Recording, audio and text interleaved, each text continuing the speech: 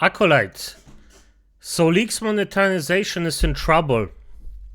I'm gonna be honest, I'm not sad about it. And I hope that this is the beginning of something very beautiful. As you might or might not imagine, or even believe, I don't like the monetization state that we have right now. I think it's very, very bad. But that's basically a thing where easy to get to, or thinking that's easy to get to. So let's hear what, well, this young man, Nekrit. Wait, was it Nekrit? Nekrit, yes. I always forget how.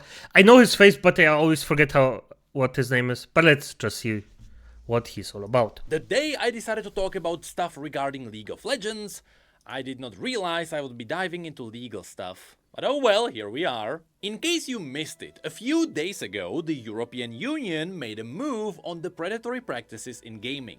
The funny thing is that they are finally focusing on something that has been part of the entire microtransaction system from day one. And that's because the day microtransactions were born, they were led by people who knew how to milk people's wallets. Yep. I mean, why else would we... And by the way, they done it successfully. Of course, they got a lot of shit for it. But did they make money? They did. replace the name expansion packs with DLCs. And of course here we are specifically gonna talk about the use of premium currencies. Now, what is surprising is that most people don't realize that premium currencies are a really bad thing. And because people don't know about this, it kinda proves why they exist. Simply said, the real reason why premium currencies exist is because people have an idea of how much things should cost in their own native currency, but if I see something available for Robux, I have no idea how much that is. Correctly. And this is the thing that's the most misleading about this stuff. I'm gonna be honest, I fell for it. Happily, it wasn't a lot of money, but I fell for it, realized it, and then instantly just knew, oh, freaking hell, this is easy. Like, this is easy money. What I would actually want them to do is a basic, okay, have this, your currency, and on the right or the left, just show how the F much it is in the currency that you're actually using.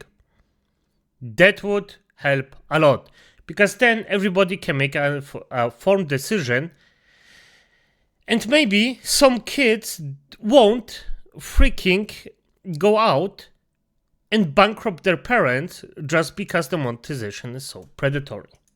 So one purpose of the premium currencies is hiding real value. On top of this, when you buy the premium currencies, you either buy a small bundle that doesn't give you enough currency to buy something, which means you have to buy more, or the bundle gives you way too much. And now the next time you want to buy something, you already have some of the leftover currency, so now you only have to buy the smaller pack to get it, so you buy again. Which is when you may think, sure, these are pretty bad cases, so surely there has to be some kind of a catch, right? There has to be something positive to premium currencies. Well, the thing is, nope. The only reason premium currencies exist is because they make more money. Correctly. For the reasons I just explained. There is literally no other use for them. You could argue that premium currencies work for brand building. I mean, look at the famous V-Bucks, or Primo Gems, or the Riot Points. So there could be an argument made there. However, that would only be true if the companies also didn't pull off their shenanigans with the bundles. Regardless, this has been the case with premium currencies since the early days. And surprisingly, this doesn't mean the infamous horse armor. While that is considered one of the first proper microtransactions, that one was just bought for good old $2.50. No, instead, we are talking about early EA stuff. Does anyone remember BioWare points? Does anyone remember having to buy a premium currency to buy a Mass Effect DLC? While all other... I didn't even know that. Forev, is this... I didn't know that you had to actually buy the currency to buy the freaking DLC. Holy F! That's actually quite masterful. This is hoodwinking in its finest. Other games just sold you normal expansion packs for normal money because you're a normal person. Well, EA may not have been the first one who invented this use of premium currencies, but they surely were one of the first ones to heavily profit from it. They were ahead of the curve, and because it worked so well, these days simply everyone Yes, uses it. I feel the same. Fast forward 10 years, and after way too many people got too many cases of getting scammed by video games, which technically they are not getting scammed, they are just getting baited into paying more. And after many boycotts that happened from gamers, which means they did not succeed because they were done by gamers, the European Union realized, hey, those are some pretty bad practices. And just like other forms of gambling, lotteries, and addictive practices, premium currencies and microtransactions should be regulated. Yes, Otherwise, I agree. things will keep getting worse, which is exactly what's been happening over the last 5 years. And so the European Union gave us this. Commission and national authorities take action to protect children from harmful practices in video games. Specifically, this is an action against a game called Star Stable Online. Fair enough. And by the way, I am not a fan of the European Union. Just gonna be honest here. But this is a very good thing.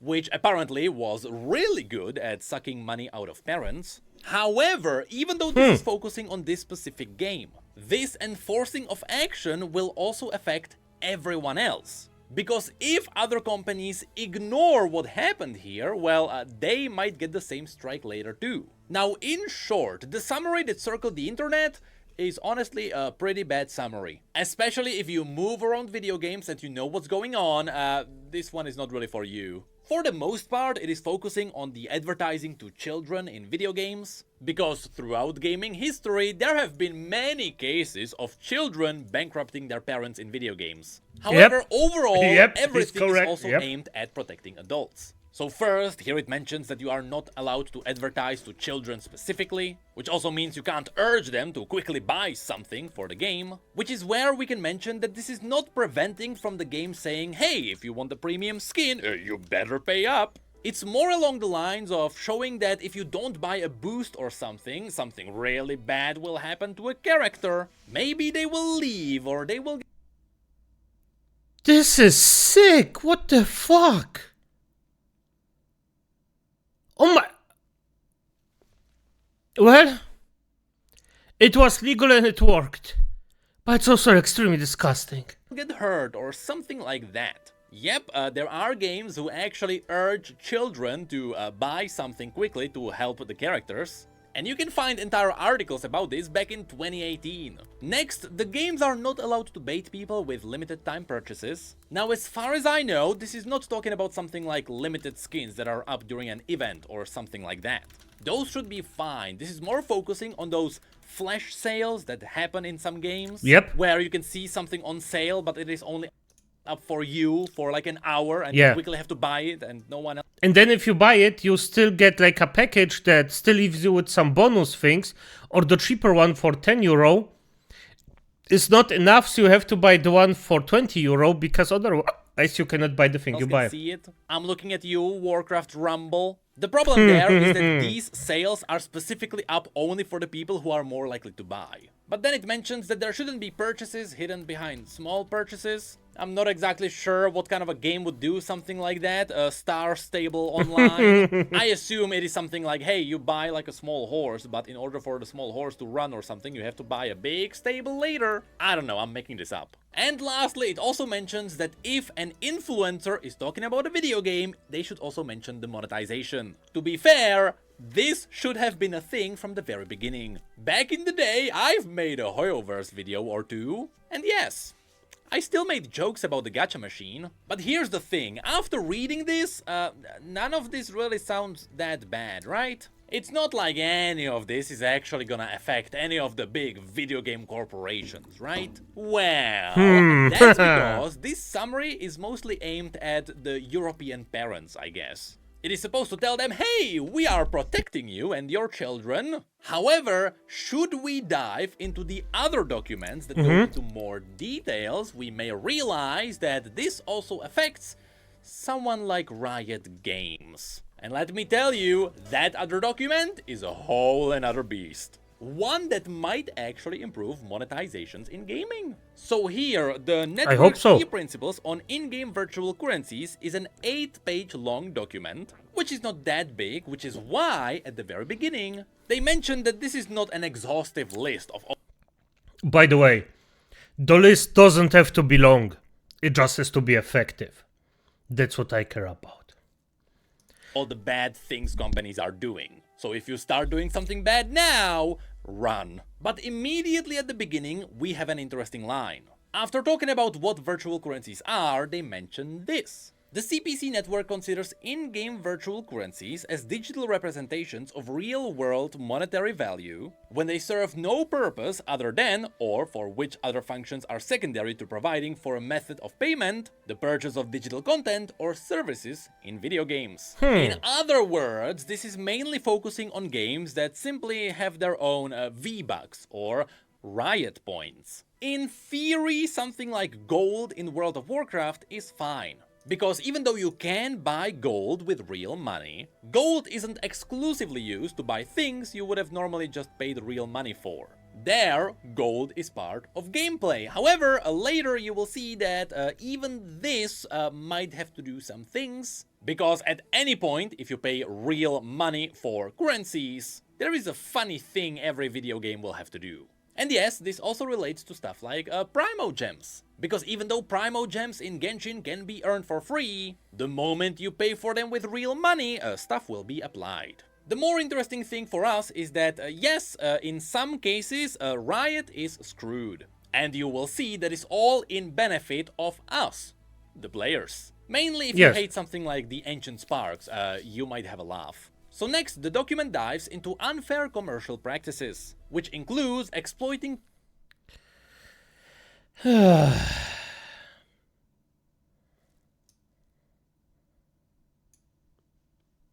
Yes. This cat, yes. Please. Cognitive biases. In other words, the games bait you into paying. And here, according to the first principle, whenever a game has premium currencies, they are allowed to have it. So no, Riot points are not going away. But when you are spending it, you also have to show the players the real money value. Yes, and this will just clean up a lot of this stuff. Because this is obvious at this point. You won't have, okay, I'm giving out this and this much playful diamond thingy-bobs. I'm spending €5 for this. Then most people, not all, but most people will think twice before they actually say to themselves, okay, is this worth this much money? I mean, there will be still things or people who buy stuff. I'm not innocent in that they like, but you will definitively think twice.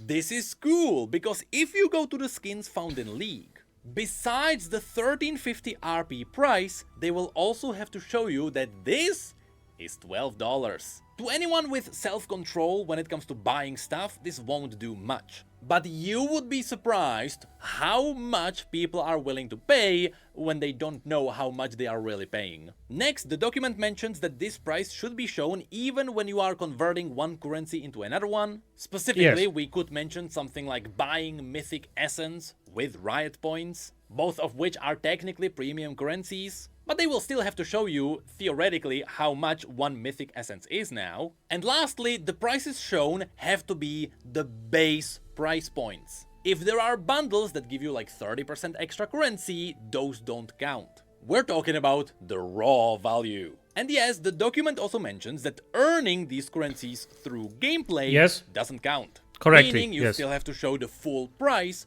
regardless of what's really happening with the currency. Yes, even true. The glorious prime. True, because this could be a slippery slope. And I think game developers will still find a slippery slope that they can get around it, but this is a good start. Primo gems are getting screwed. which also includes the situations when you're buying gold in something like WoW. Anyway, next, the second principle dives into multiple premium currencies, which might impact Riot too. Because first, it mentions that games should avoid offering for purchase and mixing different in-game virtual currencies in one video game for purchasing in-game digital content or services. This means that if a game has multiple kinds of premium currencies, they have to merge them all into one. In theory, this means that Ancient Sparks are gone, Mythic Essence might be in danger, and TFT's currencies are getting screwed too. These should all fall under the premium currencies category together with Riot Points. So in the future, it is possible that you will not be able to buy Ancient Sparks for Riot Points, and instead you just spend your Riot Points with the real money value as you roll on the gacha machine. After which there is principle number 3, which might be the biggest one. This might actually change the pricing. Because it mentions that games should avoid offering in-game virtual currencies only in bundles, mismatching the value of purchasable in-game digital content and services, and denying customers the possibility to choose the specific amount of in-game virtual currency to be purchased. In other words, you are not allowed to sell bundles that don't match the price of in-game items. Which means, you know how in League you go into the store and you have a look at those 1350 RP skins? So then you decide to buy some RP and you realize, oh no, 10 bucks don't give me enough and 20 bucks give me way too much. Ah, what a What a shame, what a shame. As if it would have been planned from someone. I love this tutorial. Yes, correctly. shame. Correctly, well, now, yes. Riot will just have to sell you the skin for 12 bucks. And that's it. Thank God. This was the most used predatory practice by far. And if this is enforced, the players will greatly benefit from this. Anyway, principle 4 is all about information. It's just telling you that you're supposed to tell people what you're buying, what it does, what are the features, and surely there aren't any companies that would be like hiding that kind of information, right? Then principle 5 is all about withdrawal. Funnily enough, this means that you now have the classic 14 days for a refund, but it also mentions that the game can just tell you, hey, if you buy this, there will be no refunds, and that's it. Principle 6 is all about not using weird words which might scare people. For example, Yeah, you fair can't enough. tell people that, hey, if you buy this item, the EU laws don't apply, because that's not how law works. What's interesting is that as part of this, companies are also not allowed to modify the value of the currencies, which means they can't legally take away your Riot Points if you get banned. But at the same time, modifying is also giving you RP for free, so maybe they can't give you RP anymore for sending them pictures. So maybe drawings for RP are gone. And lastly, principle 7 is about protecting vulnerable customers, meaning that games shouldn't be designed with the idea of exploiting players for money. This could actually change the gaming industry, if this worked. Also, when designing monetization, you are not allowed to target specific demographic. This is mostly a gray area, because no one can prove that, but I think it's mostly aiming at not advertising for children. Games should also not hide real money purchases behind just normal gameplay purchases. I guess there are games where a game will offer you something in a shop for like gold or something, but then you click it and you buy it for real money. I don't know if it happens. There is a whole separate point just to make sure that you do not advertise to children, damn it. Games should also have a functional... Yes, correctly. It's... yeah. But the thing is, if you wanna actually make the most money, which audience would you target first? Exactly. As sad as it is, this is the... I just want to pick my words correctly here, because it's disgusting behavior. But the most effective way of siphoning out money is through people that don't understand what they are doing. And those are, most of the time, children. parent control if it is a game for kids, And if it is on a console that has something like this, it should use the native system. For example, Switch has its own parent control. And lastly, they should avoid preying on vulnerable customers by making them pay excessive amounts of money. Now this one might be the most vague line there is. It's basically a backdoor for the situations where some companies are doing something really bad, but right now we are not sure what that bad thing might be. Because in theory, gacha games should fall under excessive amounts of money, but the thing is that gacha games have a theoretical cap on how much you wanna spend on a game. Because sure, it will cost you like $5,000 to cap off a character in Genshin, but in theory, you don't pay more than that because you already have them maxed out. There are some other games, such as Lost Ark, that don't have this. There you pay to upgrade items which only have a chance of upgrading, so theoretically you can just keep paying more and more. Though I think they later implemented some kind of a cap on how much players can actually spend in the game per day. And yes, in theory, Genshin also has something like that, where you can just keep paying for rolling on like artifacts and stuff, so I think no one is safe. But that is kinda it. Overall, this is a pretty good move from the EU, although it might also be a bit vague. The most important thing here is the bundles. Everything else is mostly a gray area on purpose. It is mostly aimed at the games that are really focusing on bankrupting people on purpose. And so, after this was released, and after Star Stable Online was given 1 month to remove their predatory practices, will anything change? Well, nope. I am pretty sure nothing will happen until one big corporation gets hit. Because in theory, there is enough gray area where everyone will just say, hey, I'm not part of this problem. And so I bet everyone will just sit quietly until someone gets hit. And when that happens, then we might get to see some kind of a change. It may start with EA and their FIFA shenanigans. Or it may start with Riot Games. But the moment the first company falls, everyone will follow. And so finally, 10 years later, we might get back to just buying good old horse armor for $2.50. The good old times.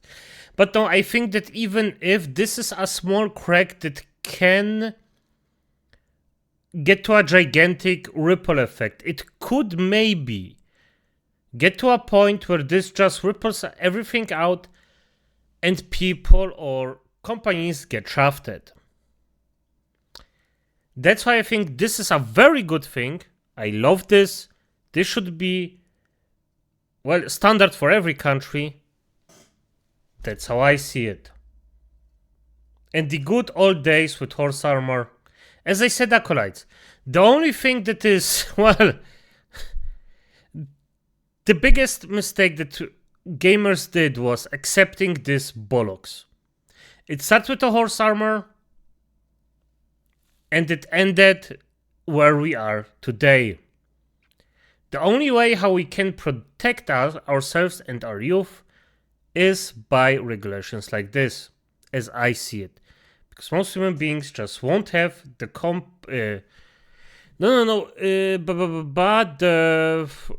I forgot the word, Acolytes. Compassion? Compulse? People would just buy on impulse. On impulse. People just buy it as an impulse buy, and this just brings a lot of money. Most things that are actually emotionally driven bring the most effective results in any kind of way. But as it is, Acolytes, good night.